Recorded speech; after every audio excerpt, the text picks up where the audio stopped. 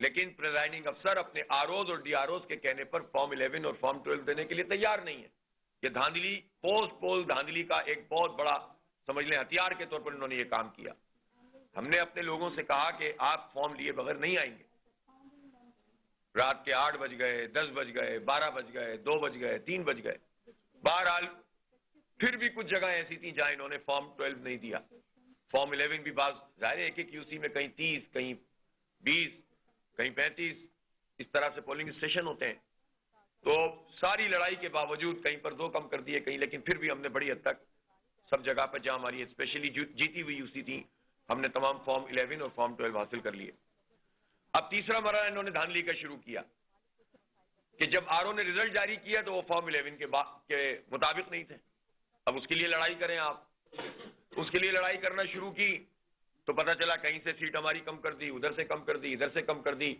6-6 ہزار ووٹ کے مارجن سے جیتے ہوئے ہیں، 3-3 ہزار ووٹ کے مارجن سے جیتے ہوئے ہیں، لیکن چوتھے نمبر کی پارٹی کو، تیسرے نمبر کی پارٹی کو جتا دیا ظاہر سندھ حکومت نے. اور یہ کام براہ راست سندھ حکومت اور پارٹی کے امبریلا میں ہو رہا تھا. چوتھا مرحلہ یہ آیا کہ جب ہم کریکشن کے لیے گئے تو وہ کریکشن کرنے کے لیے تیار نہیں، حالانکہ یہ آر او کی ذمہ داری ہے کہ جب وہ فارم 11 سارے دے کہ اس کے مطابق ٹوٹل کر کے دے دے. وہ اس کے لیے تیار نہیں. لڑائی کرنی پڑی، جدوجہد کرنی پڑی، تب جا کر جو 9 حلقے تھے ان کا معاملہ الیکشن کمیشن میں گیا. ان میں سے 3 کے رزلٹ انہوں نے دیے اور اس میں سے جو باقی 6 ہیں وہ اب الیکشن کمیشن کے پاس اسلام آباد میں اس کی ہیئرنگ ہوگی. یہ ہم سمجھتے ہیں کہ ہماری بڑی کامیابی ہے کہ ہم نے اپنی ان سیٹوں کو بچایا ہے. میرا پہلا مطالبہ یہ ہے کہ جن سیٹوں کی ہیئرنگ وہاں پر ہونی ہے ان سب کے تھیلے بھی منگوائے جائیں تاکہ ان آروز کے قبضے سے یہ چیزیں نکلیں جس میں مینورنگ ہو رہی ہے اس وقت. اور میں حیران ہوں کہ آروز اور ڈی آروز ڈسٹرکٹ کے جو ریٹرننگ افسر ہیں وہ تو بیوروکریسی سے متعلق ہیں. یہ کیا نظام ہے کہ بیوروکریسی پیپلز پارٹی کا تمچھلا بنی ہوئی ہے.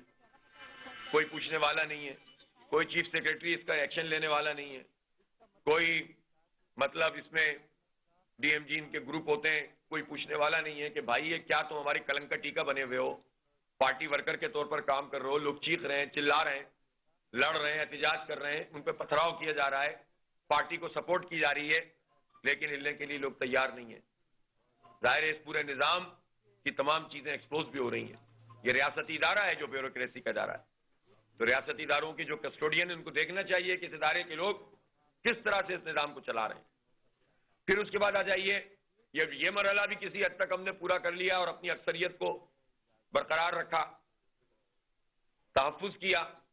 تو 5واں مرحلہ یہ آیا کہ اب ری کاؤنٹنگ کی درخواستیں دے کر تھیلے کھلے ہوئے ملتے ہیں، سیلیں کھلی ہوئی ملتی ہیں. جن لفافوں پر ترازو نشان کے لفافے ہوتے ہیں وہ کھلے ہوئے ملتے ہیں. لفافے پہ کچھ لکھا ہوا ہے، اندر سے کچھ نکل رہا ہے. ابھی میرے پاس صرف ایک UC1 نئی کراچی شاہ نواز ہے نہیں جی، اس کا میرے پاس ایک کمپائلیشن موجود ہے. کیا کیا حرکتیں کی ہوئی ہیں. لفافے پہ نمبر ووٹ الگ لکھے ہوئے ہیں، اندر الگ ہیں. کاریگری یہ کی ہے کیونکہ آر او